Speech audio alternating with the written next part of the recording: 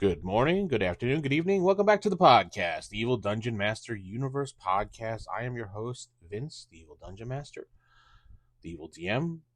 Welcome back to a new show. It's Thursday, one day closer to the weekend. And today's Thursday's podcast. Oh, wow. Things are getting good here. Gotten a lot of topics again. So we'll be reaching back into the Facebook message page, which is an awesome community growing there with close to 3,000 people and growing every day. So I look forward to all the questions and comments people send me. Feel free to send me a message there as well. I always like interacting with people and talking with people, so it's always a good time. Anyway, today I got a message from Samantha, and she has been a listener for some time, and she likes the podcast so far. It's been a huge help for her own games. Well, you're welcome. Glad I'll be able to help a little bit here and there. Okay, so let me just read it. It's easier that way. I'm gearing up to run a mystery-based RPG campaign with investigation, and I was wondering if you could share some advice how to keep the mystery engaging and challenging for my players without making it too frustrating.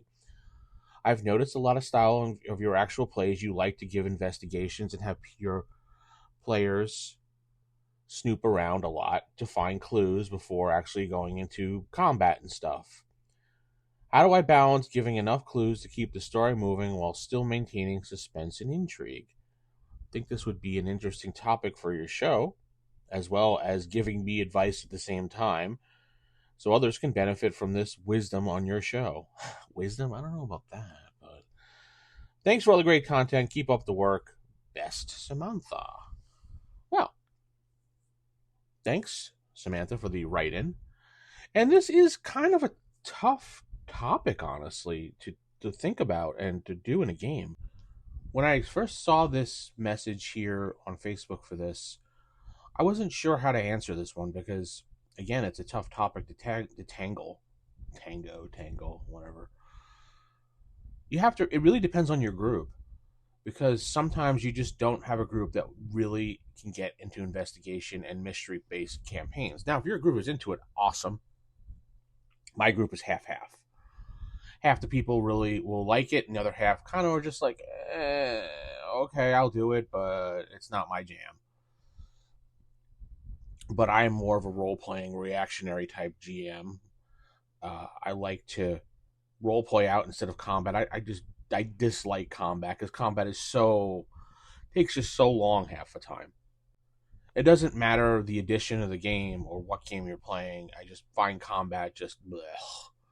It's the same thing over and over. I don't know. People love combat and like killing things. Sure. So, I throw those things in there for the players that enjoy that. But as far as mystery campaigns, you have to kind of make it exciting. Make the clues so it's not too frustrating. Like in the last Palladium Fantasy game, I kind of gave them a riddle and then kind of just put it right in the room so they can find it. Now, there's a difference between, and I think I covered this in the podcast, what your character knows versus what you know as a player.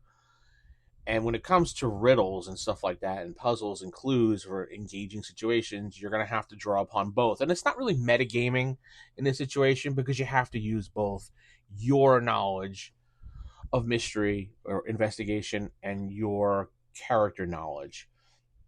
If your character has a high intelligence and is investigating in a crime scene, for example, and you have various clues laid out for him or her, you're probably going to have the character do a roll to analyze the scene.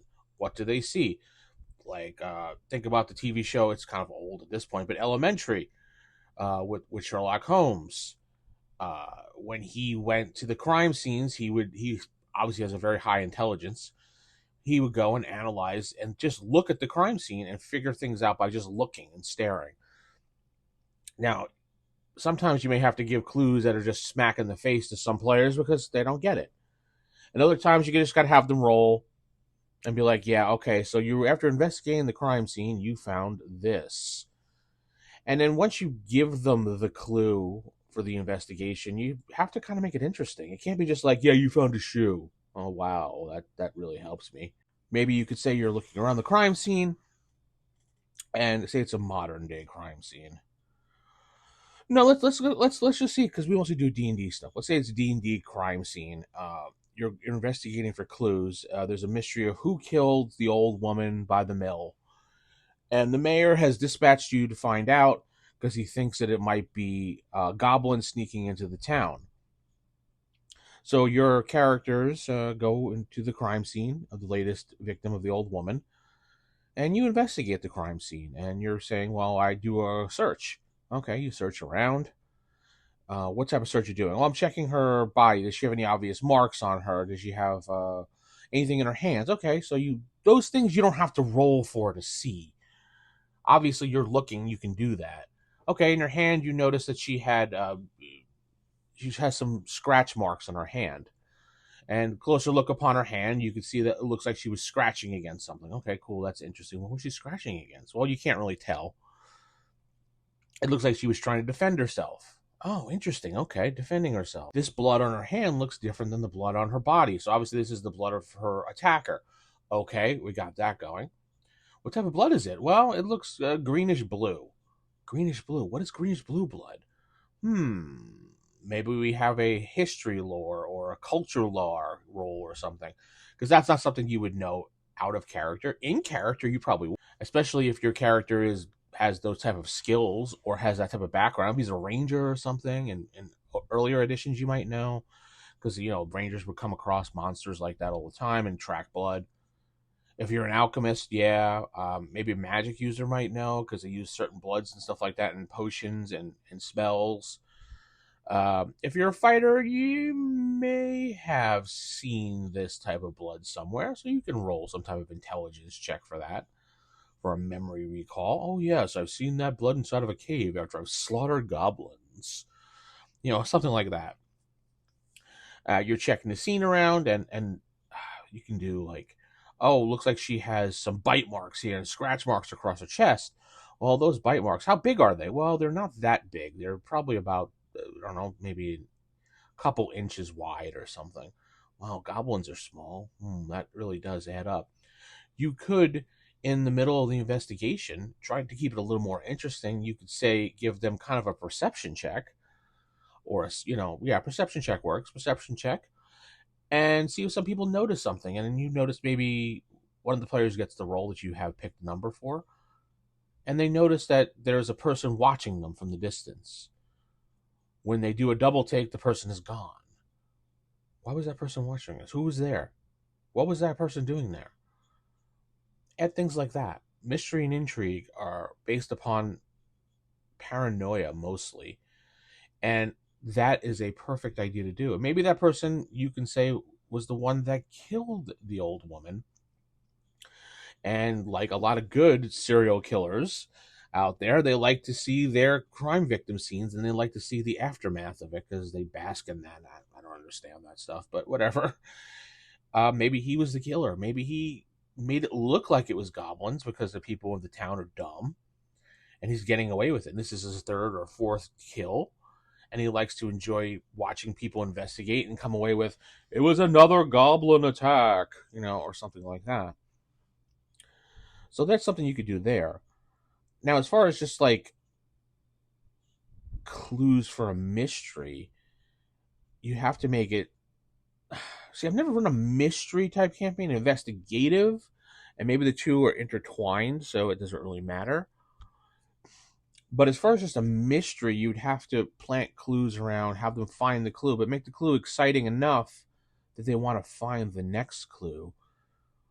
Maybe they're investigating, trying to find, and I'm assuming when you say mystery, it's more of a Cthulhu modern day campaign. So that when you're finding clues, maybe you go to the person. All right, so you're investigating the ancient statue of Alibaba. I have no idea. I just made up the name. And there's there's a professor that in the town that specializes in Alibaba statues. So you want to go to him first to figure out what this statue is and what it does and why certain people want it. All right. So you go to this professor and he talks about the statue and tells you about different things the statue is, history of the statue. And it kind of gets you involved in this mystery of this statue because now you're knowing about what this statue does and why people want it. Maybe it's legendary.